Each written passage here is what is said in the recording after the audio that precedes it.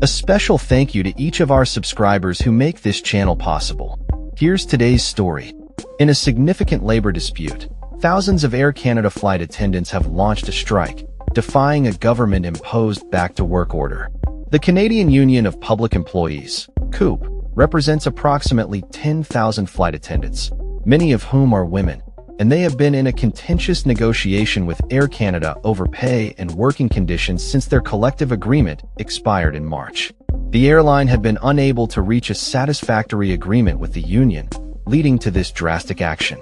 Early Sunday morning, the Canada Industrial Relations Board directed Air Canada to resume operations and ordered the striking workers to return to their posts by 2 p.m. Eastern Time. However, CUPE described this order as unconstitutional and stated that their members would not comply. They emphasized that the order violates the charter rights of the flight attendants, who are demanding fair compensation for all hours worked, especially in light of the unpaid labor they claim to perform.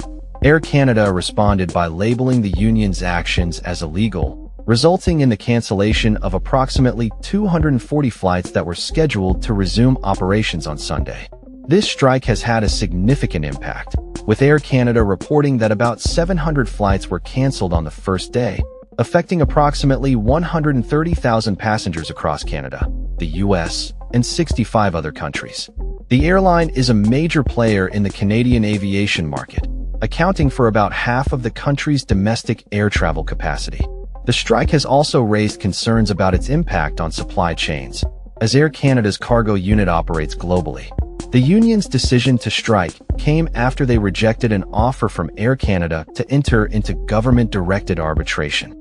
Canada's Labour Minister, Patty Hajdu, intervened, ordering binding arbitration to resolve the ongoing negotiations.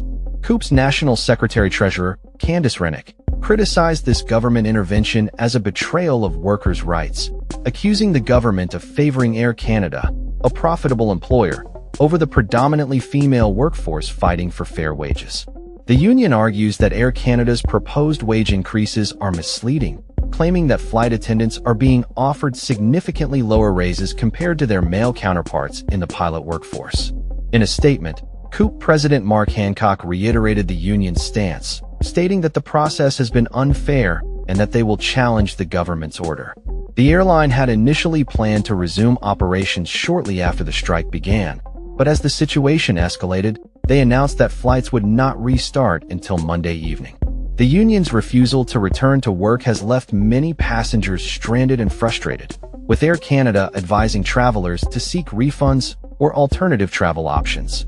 As the conflict continues, both sides appear to remain far apart on key issues, particularly regarding compensation and the working conditions of flight attendants. With the strike ongoing, the situation is evolving, and the implications for Air Canada's operations and its workforce are yet to be fully realized. That's all for this story. We upload videos every day covering many different subjects, so hit that subscribe button to stay informed. Thanks for watching.